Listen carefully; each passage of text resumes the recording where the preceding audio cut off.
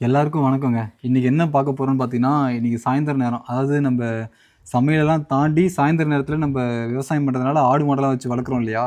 அந்த ஆட்டு மாடெல்லாம் சாயந்தர நேரத்தில எப்படிலாம் மெயின்டெயின் பண்றோம்? மெயின்டெயின் பண்றத விட அது எப்படி பார்த்துக்கிறோம் அப்படிங்கிறத இந்த இந்த ஒரு வீடியோல நம்ம பார்ப்போம். அதெல்லாம் பார்த்தீங்கன்னா, இப்ப தான் நாங்க கொஞ்சம் பர்ச்சேஸ் பண்றதுக்காக வெளிய கொஞ்சம் டவுன் வரைக்கும் போயிட்டு வந்தோமா, ஒரு 4 மணிக்கு மேல ஆகிடுச்சு. கொஞ்சம் வெயில் ஆனா இன்னும் குறையல. அதெல்லாம் பார்த்தீங்கன்னா, மாட்டெல்லாம் கட்டாமையே இருக்கும். இப்ப மாடுலாம் பார்த்தீங்கன்னா, எப்போ கொண்டு வந்து மேய்ச்சல கட்டுவாங்க அப்படின்னு சொல்லிட்டு அங்க பார்த்துக்கிட்டு இருக்கு. சரி போய் இப்ப மாடு, ஆடெல்லாம் அதிகமா கொண்டு போய் கட்ட போறோம். போயிடலாமாம்மா? போயிடலாம் வா, எல்லாம் மாடு அவுத்துருவோம். மணி மாடுலாம் 4 வேற மணி பாத்துட்டு ஆகி நிக்குது. போச்சு. பார்த்துட்டு இருக்குது எப்போ வருவாங்கன்னு பார்த்துட்டு இருக்குது. அதுதான் ரெடியா மேய்ச்சலுக்கு எப்போ அவுத்து விடுவாங்கன்னு சொல்லிட்டு மாடெல்லாம் பார்த்துக்கிட்டு இருக்கு. அவளோட எதிர்பார்த்துட்டு இருக்கு. இப்போ கொண்டு வந்து கட்ட போறோம். சரி வா போலாம் வா. செருப்பு போட்டு வா. செருப்பு வேணாம் வா.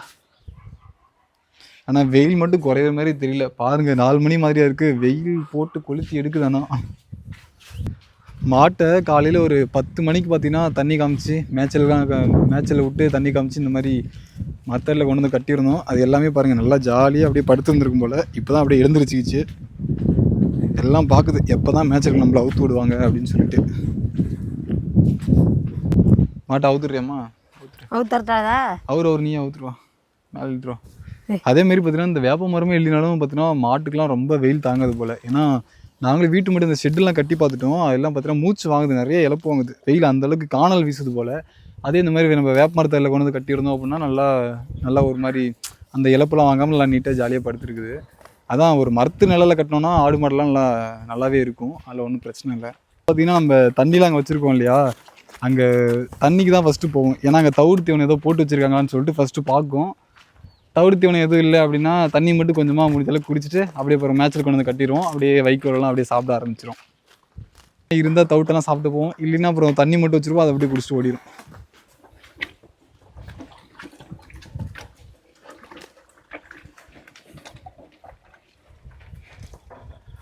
தவிடு இருக்கா இல்லையான்னு பார்க்குது.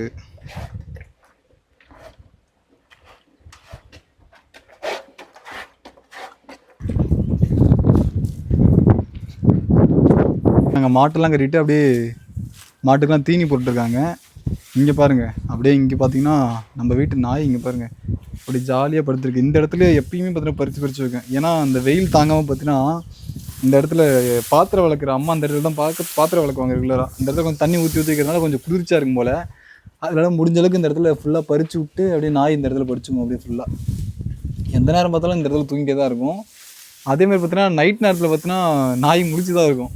மாடு ஆடெல்லாம் எல்லாத்தையும் பார்த்துட்டு ஏதோ ஒரு லைட் வெளிச்சம் அந்த மாதிரி தெரிஞ்சுன்னா குழச்சிக்கிட்டு அப்படியே ஒரு மாதிரி நைட்டு ஃபுல்லாக காவல் காத்துட்டு பகல் ஃபுல்லாக பார்த்துட்டு நல்லா தூங்கும். நம்ம ஏதோ சாப்பாடு எல்லாம் போட்டோன்னா சாப்பிட்டு நல்லா தூங்க முடிஞ்ச அளவுக்கு ஜாலியாக நைட்டில் அப்படியே காவல் காக்க ஆரம்பிச்சிடும். இப்போ பார்த்தீங்கன்னா ஆட்டெல்லாம் அப்படியே கட்டுறதுக்கு போயிட்டுருக்கோம். ஆடு பார்த்திங்கன்னா அங்கே நம்ம வயல் பக்கத்தில் ஒரு பெரிய வேப்ப மரம் இருக்குது, அதுக்கு அடியில் எல்லாத்தையுமே கட்டியிருக்கோம். அதை இப்போ அவுத்து விடலான்னு போய்கிட்டுருக்கோம். யாரும் அங்கே யாரும் உட்காந்துருக்க மாதிரி இருக்குது. சரி அந்த சீலையா? அது சீலை தானே, அது பழைய சீலை. ஆடெல்லாம் வேறு பேக்குன்னு பார்க்குது வேறு. எல்லா இடம் மேயுது. அப்புறம் அவங்க தோசத்தெல்லாம் மேயுது. அவர் எல்லா இடம் மேயலை இது மேயின்னு பார்க்கும்ல. அவுத்துள்ளியே நம்மளை காணுது. அதான் கொஞ்சம் லேட் ஆகிடுச்சு வரதுக்கு. அதான் பார்த்தீங்கன்னா ஆடு மாடு எல்லாமே பார்த்தீங்கன்னா வெயிட் பண்ணுது, பார்த்துக்கிட்டு எப்போ ஆள் வருவாங்க நம்மளை அவுத்து விடுவாங்க மேய்ச்சலுக்கு அப்படின்னு சொல்லிட்டு பார்த்துக்கிட்டு இருக்குதுங்க. கத்த ஆரம்பிச்சிச்சு பாருங்க, வந்ததும் அப்படி கத்த ஆரம்பிச்சிச்சிடலாம். நீ ஒத்துரு, நான் ஒத்துட்டா? நான் ஒத்துறதா? சரிந்தா இப்படி இது இப்படி கேமரா இப்படி டைட்டாக கட்டி வச்சிருக்கியா? இந்த ஆடுங்களை அப்படியே ஃப்ரீயெல்லாம் ஊற்று. இப்படி வாமா.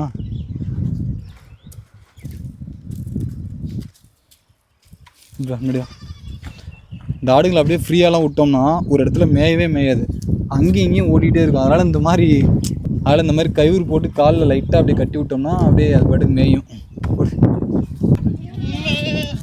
ஏய் டக்குன்னு எல்லாம் பார்த்தோன்னே ஆட்டை கஷ்டப்படுத்துறீங்க அப்படின்னு சொல்லி நினச்சிக்காதீங்க. இதெல்லாம் இப்படி கட்டி விடல அப்படின்னா பார்த்தீங்கன்னா நம்மளை அலைய விட்டுரும். பொழுதுக்கும் ஓட்டிகிட்டே தான் இருக்கணும், மேயவே மேய சுத்தமாக.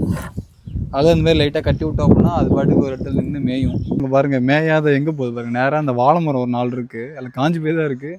அதில் இருக்க இந்த இலையெல்லாம் போய் சாப்பிட்றதுக்கு இந்த ஆடுங்கெலாம் பாருங்கள் அப்படியே லைட்டாக இங்கே மேரி வந்துடும்.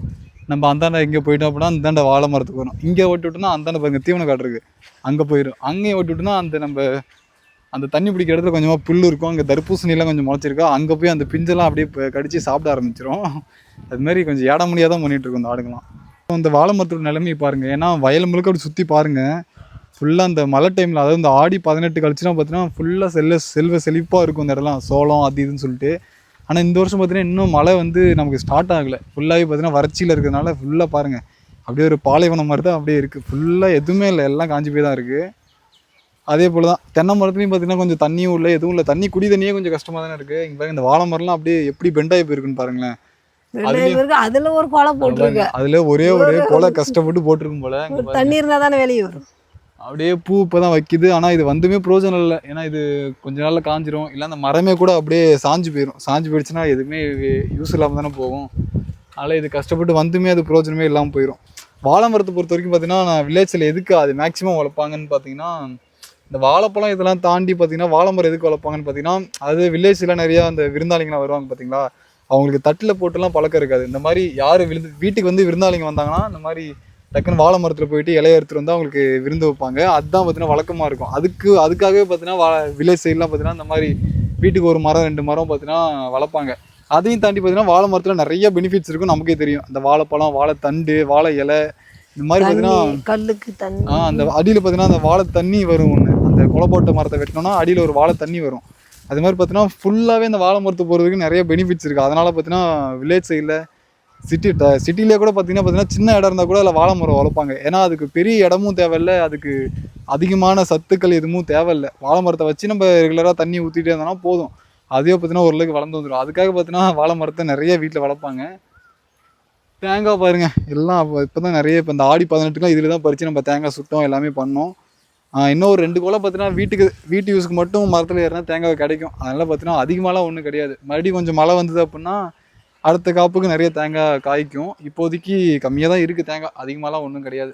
தேங்காவை நம்ம வெட்டி நம்ம வீட்டுக்கு எண்ணெய் ஆடுறது, இந்த மாதிரி குழம்புக்கு எல்லாத்துக்கும் நம்ம வீட்டில் இங்கேயே பயன்படுத்திக்கிறது. நம்ம ஒரு கொலை காய் இருக்கு, இன்னைக்கு விழுவே மாட்டேங்குதுடா இந்த மரத்துலையா.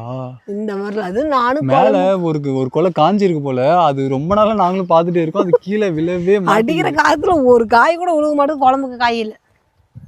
நாங்களும் விழுன்னு பார்க்குறோம், ஒன்றும் விழ மாட்டேங்குது. இந்த வாழை மரம்லாம் பாருங்கள் அப்படியே பிடிச்சி லைட்டாக அந்தான பெண்டாக இருந்தது பார்த்தீங்களா, அந்த மாதிரி இதுவும் பெண்டாக தான் இருந்துச்சு. அது பார்த்தீங்கன்னா அது எப்படா விழுது நம்ம எப்படா சாப்பிடுன்னு சொல்லிட்டு இந்த ஆடுங்க அந்த பக்கம் வரப்போல அந்த இலையை பிடிச்சி கீழே இழுத்து இந்த எல்லாத்தையும் பார்த்தீங்கன்னா கீழே தள்ளி விட்டுருச்சிங்க பாருங்கள். நாங்களும் பார்த்தீங்கன்னா அது கண்டுக்காமல் விட்டோம், ஏன்னா அதான் அப்புறம் வாழை மரமும் இதுக்கு மேலே இதெல்லாம் வெட்டி போட்டு மறுபடியும் புதுசாக தான் அந்த துளிர் விட்டு வளர மாதிரி இருக்கும். அதனால் இதெல்லாம் இப்போதைக்கு காஞ்சி போச்சு, இது யூஸ் இல்லை, அது ஆடு மாடாக சாப்பிட்டு போகணும்னு சொல்லிட்டு நாங்களும் அப்படியே விட்டுறது. அவ்வளோதான். இப்போ இது முடிஞ்சிச்சா, அந்தான பார்த்தீங்கன்னா கொஞ்சம் தர்பூசணி இருக்குது, அதை காமிக்கிறவாங்க. ஆமாம் போகலாம் அப்படி. இப்போ ஆடு பாருங்க, ஆடு பார்க்கலாம் அந்த பின்னாடி மேயுது, அதனால மாட்டையும் கட்டி வைக்கோல் போட்டுட்டோம். அவ்வளோதான். இதுதான் இப்போதைக்கு. ஏன்னா கொஞ்சம் விவசாய டைம் மழை வந்தது இந்த விவசாயம் பண்ணுற டைமாக இருந்துச்சுன்னு பார்த்தீங்கன்னா காட்டில் வயலில் நிறைய வேலை இருக்கும். இந்த சோளத்துக்கு மருந்து அடிக்கிறது, களை எடுக்கிறது, பார் போகிறது, இந்த மாதிரி பார்த்தீங்கன்னா வயலில் நிறைய வேலை இருக்கும்.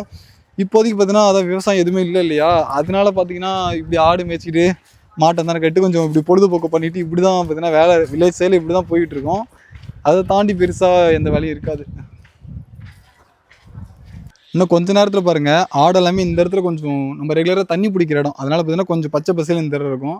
நம்ம அப்பப்போ சாப்பிட்டு போகிற தர்பூசணியில் 1-2 விதெல்லாம் விழுந்து, இங்கே பாருங்கள், இங்கே 1-2 விதெல்லாம் விழுந்து இந்த மாதிரி செடி படர்ந்து போயிருக்கு பார்த்தீங்களா, அது அப்படி படர்ந்து போய் இருக்கும். இங்கே பாருங்கள் பிஞ்சு 1-2 விழுந்து கிடக்குது. ஏதோ ஒரு காரணம்னா ஆடு தான் இது வந்து உருப்படியாக சாப்பிடாது, அப்படியே பார்த்தீங்கன்னா அப்படியே கால் வச்சு அப்படியே சாப்பிட்ற மாதிரி பிச்சு போட்டு போயிடும். வரதெல்லாம் பார்த்தீங்கன்னா அந்த கொடியிலையும் பார்த்தீங்கன்னா கஷ்டப்பட்டு பிஞ்சுக்கெல்லாம் விருப்பியும் தான் நிறைய வரும். இங்கே பாருங்கள் இங்கே ஒரு பிஞ்சு இருக்கா, இது நாளைக்கு பார்த்தா அந்த பிஞ்சு கண்டிப்பாக இருக்காது. இந்தாண்ட இங்கே ஒரு பிஞ்சு இருக்குது, இந்த இங்கே கூட ஒரு பிஞ்சு இருக்குது போல். பாருங்க இங்கே ஒரு பிஞ்சு இருக்குது, அது தெரியல மாட்டுது. இந்த இங்கே ஒரு பிஞ்சு இருக்குது. கஷ்டப்பட்டு வளர்ந்தவரும் நாளைக்கு பார்த்தீங்கன்னா அந்த பிஞ்சு இருக்காது, ஏன்னா ஆடுங்க சாப்பிட்ருவோம்ல, மேய்ச்சி வச்சுட்டு போயிடும். இந்த மாதிரி இந்த ஆடுங்க அட்டூழியம் பண்ணியே எல்லாத்தையும் சாவடிச்சிடும். மேலே அப்படியே வந்தீங்கன்னா இங்கே பாருங்கள் ஆட்டுகிட்டேருந்து தப்பிச்சு ஒரே ஒரு தர்பூசணி இந்த மாதிரி கொஞ்சம் சைஸாக வந்திருக்கு போல். அதுவுமே என்ன ஷேப் ஒழுங்காக இல்லை, இருந்தாலும் இயற்கையிலே வளர்றது தானே, நம்ம பெருசாக எக்ஸ்பெக்ட் பண்ண முடியாது. வரதை நம்ம சாப்பிட்டுக்க வேண்டியதான். இந்தாண்ட ஒரே ஒரு வெள்ளரி செடி இப்படி வந்துருச்சு போலமா, வெள்ளரி செடி, இதை கீழே இதுவும் தர்பூசணி செடி தான் போல். என்னது காலையில் பார்த்தீங்கன்னா என்ன சாப்பிடுமா, காலைல கத்திரிக்காய் தான் வச்சேன். சாப்பாடு வித்து காலைல அந்த எண்ணெய் கத்திரிக்காய் மாதிரி செஞ்சுருப்பாங்க போல். நல்லா தான் டேஸ்ட் நல்லா தான் இருந்துச்சு. இப்போ நான் அதை சாப்பிட போகிறேன். எனக்கு ஆனால் உண்மையாலுமே பசி எடுத்துச்சு. நல்லா தான் இருக்குது. பசியில் இருக்கவனுக்கு எதை கொடுத்தாலும் அமீர்தான்னு சொல்லுவாங்கள்ல, அது கரெக்டாக தான் இருக்குது உண்மையாலுமே. ஏன்னா காலைல பார்த்தீங்கன்னா இந்த சூடாக சாப்பிட்டுட்டு நாங்கள் கிளம்பினோமா ஒன்றும் தெரில. ஆனால் இப்போ பசியில் இருக்கும்போது தான் அதோட ருசிலாம் என்னன்னு நமக்கு தெரியுது. இதோட இந்த விலோகையும் நான் முடிச்சுக்கிறேன். அதுக்கப்புறம் நிறைய நான் ஆடு மாடு கட்டுற வேலை அதுன்னு சொல்லிட்டு நிறைய இருக்குது. ஆடு மாடுலாம் கட்டி பால் பீசுகிற வேலை, அம்மாவுக்கு தீவனம் போடுற வேலைன்னு சொல்லிட்டு நிறையா இருக்குது. சரிப்பா, இந்த வீடியோ நான் இதோட முடிச்சுக்கிறேன். அப்போ இந்த வீடியோ பார்க்குறவங்க நம்ம சேனலில் போகிற வீடியோஸ் நல்லா இருக்கா, இல்லை ஏதோ மிஸ்டேக் இருக்குது, அது இம்ப்ரூவ்மெண்ட் பண்ணணும்னா சொல்லுங்கள், கண்டிப்பாக நான் பண்ணிக்கிறேன். அண்டு நம்ம சேனலில் வீடியோ பார்க்குறவங்க ஒரு லைக்கு ஒரு சப்ஸ்கிரைபு முடிஞ்சால் ஏதோ பண்ணிவிட்டு போங்க. ஓகே, பாய்.